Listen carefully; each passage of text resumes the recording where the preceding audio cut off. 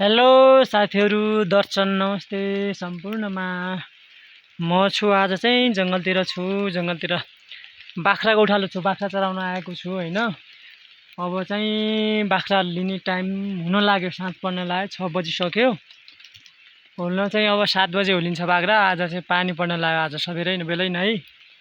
त्यसैले म चाहिँ बाख्रा लिन लागेको छु। पानी परेको छ, झिमझिम पानी परेको छ। बर्खा मास हो नि त, पानी परिरहन्छ हैन। भिजाउँछ, गाह्रो छ, जङ्गलतिर दुःख छ, जङ्गल चिप्लो छ, रडाउँछ हैन।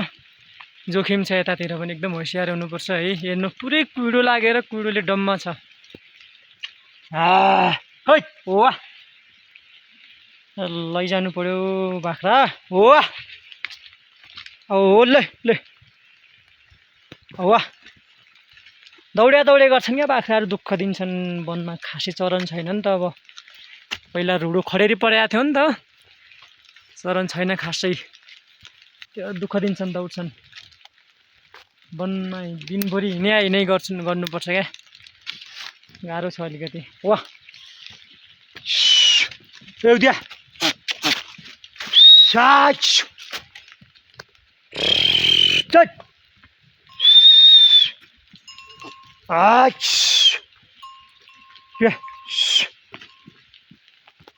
यी हुन् मेरा बाख्रा पनि रुजिसके। यसलाई चिसो भयो होला है, म पनि रुजिसकेँ नि त।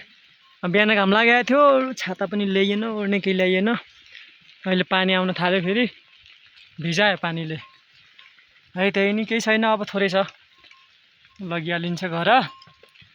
यही ल।